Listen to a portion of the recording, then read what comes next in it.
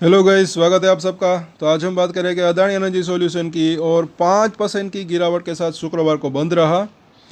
कई लोगों का सवाल है कि इसके अंदर इतनी ज़्यादा गिरावट क्यों क्यों आई, ये हम देखेंगे।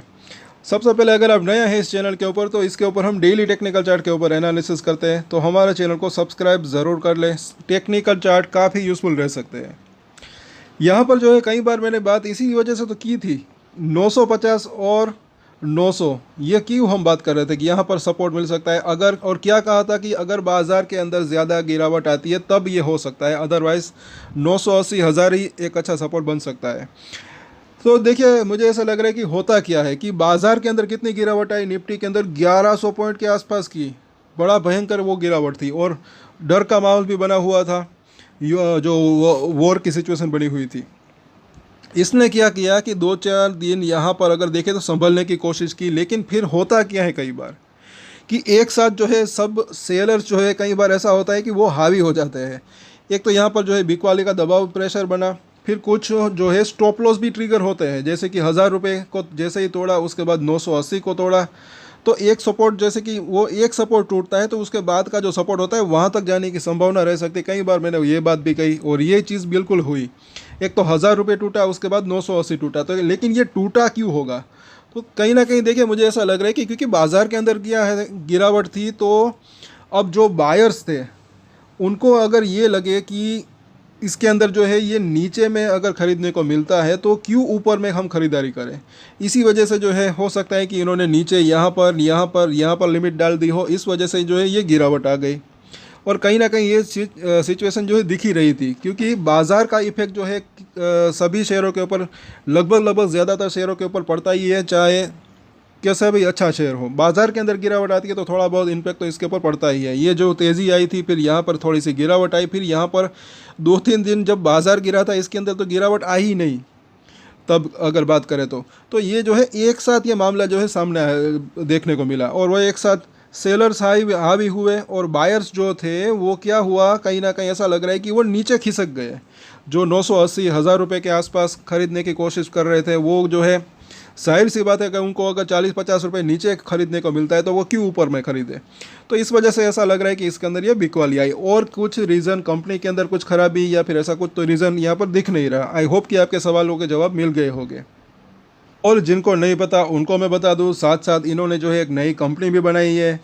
वो जो न्यूज़ थी आज जो है शाम की, वो इसी की थी कि अदानी ग्रुप की नई कंपनी की हुई एंट्री, जानिए क्या होगा कारोबार। वो वीडियो अगर आपने नहीं देखी तो वो ज़रूर देखें, छोटी सी वीडियो है, पूरी डिटेल हमने उसके अंदर जो है दी है। यहाँ पर आप देख सकते हैं ये अदानी एनर्जी सॉल्यूशन का ही काम है। इन्होंने जो है ये नई सब्सिडी बनाई है। तो ये जो नई सब्सिडी बनाते हैं तो इससे भी जो मतलब कि ये कंपनी को अगर इसका प्रॉफिट बढ़ता है तो भी कंपनी को फ़ायदा हो सकता है, क्योंकि ये भी ना भूले कि ये जो सब्सिडरी कंपनीज होती हैं तो जो कंसोलिडेशन नेट प्रॉफिट या लॉस जो होता है उसके अंदर इनका भी योगदान होता है। इनका प्रॉफिट और लॉस मिलाकर ही वो कंसोलिडेशन प्रॉफिट और या लॉस होता है, और ये जो है इससे इसको फ़ायदा हो सकता है, लेकिन थोड़ा वक्त लग सकता है लॉन्ग टर्म की बात करें तो। कहीं ना कहीं ये चीज़ दिख रही है कि उस सब्सिडरी कंपनी से भी इसको फ़ायदा हो सकता है। पूरी डिटेल का वो वीडियो भी आप चाहे तो देख सकते हैं, आज शाम का ही भी वो वीडियो है, वो भी जो है एक लेटेस्ट अपडेट ही है। अब यहाँ पर ज़रा देखें, वॉल्यूम अच्छा खासा रहा, 5 मिलियन के आसपास का, तो अच्छे वॉल्यूम के साथ ये जो है भारी भरकम गिरावट। इसी वजह से कई बार मैंने कहा कि ये जो स्टॉप लॉस भी ट्रिगर कुछ ट्रेडर्स के हुए होंगे 1000 के आसपास, 980 के आसपास। फिर वो जो है टेक्निकल चार्ट वाले जो होते हैं, पार्शल प्रॉफिट बुकिंग कहे या फिर जो है वो थोड़ा बहुत जो है बेच भी दे, जो है मतलब कि बेच देते हैं, उसके बाद नीचे खरीदने की कोशिश कर सकते हैं।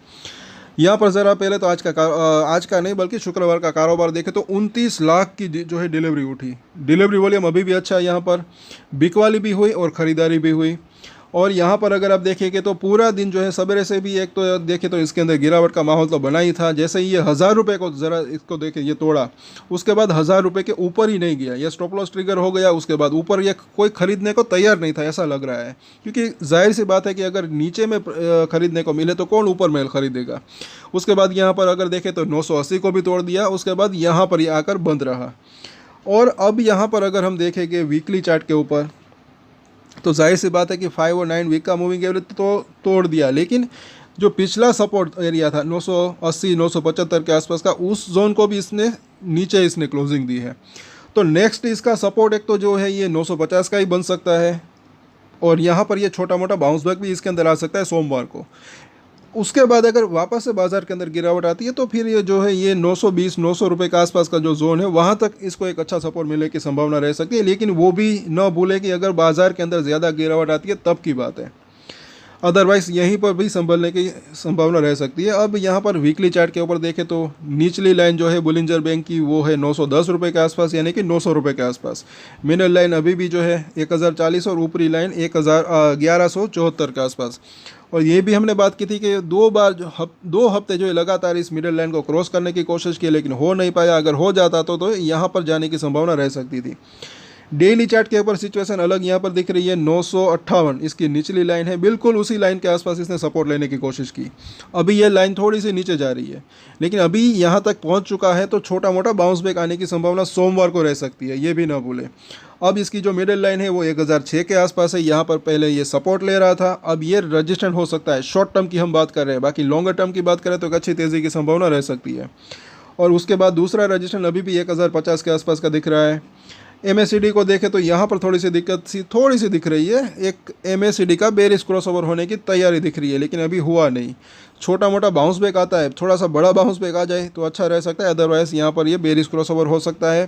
पहला बार कितना बड़ा बनता है वो देखना बनता है। RSI ज़रा देखें 38 के पास पहुँच चुका है।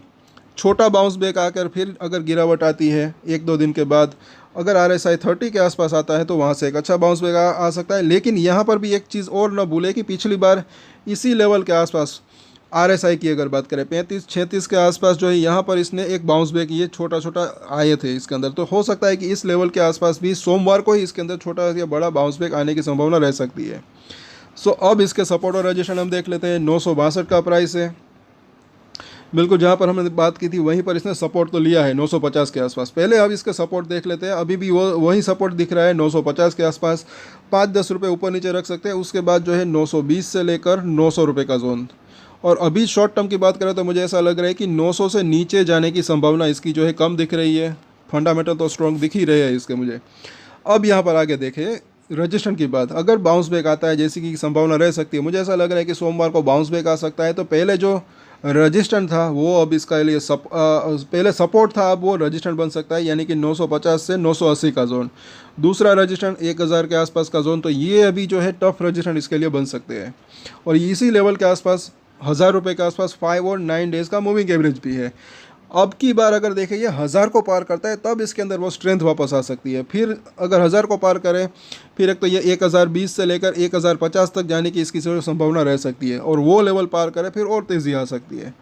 बाकी सोमवार की बात करें तो कहीं ना कहीं ऐसा लग रहा है कि एक तो ये 980 वहाँ पर जाकर अटक सकता है, उसके बाद अगर वो लेवल पार हो जाता है तो वो 1000 तक जा सकता है, अदरवाइज़ यहीं तक जाने की संभावना रह सकती है। तो सोमवार को वापस से इसके ऊपर चर्चा करेंगे, साथ साथ इसकी जल्दी शेयर होल्डिंग पैटर्न भी आ जाएगी तो उसके ऊपर भी हम चर्चा करेंगे। तब तक के लिए अगर आपकी इसके अंदर होल्डिंग है तो हमारे चैनल को सब्सक्राइब ज़रूर कर लें। और एक स्टैंडर्ड डिस्क्लेमर जो कि मैं हमेशा देता हूँ, आप कोई भी ट्रेड ले उससे पहले अपनी रिसर्च करें, अपने फाइनेंशियल एडवाइजर की सलाह ले, उसके बाद ही कोई डिसीजन ले, और डिसीजन ले तो उसकी जिम्मेदारी मैच्योरिटी के साथ खुद ही ले। ये वीडियो मैंने एजुकेशन पर्पस के लिए बनाई, मेरी तरफ से कोई भी बाय या सेल की रिकमेंडेशन नहीं है। Thank you.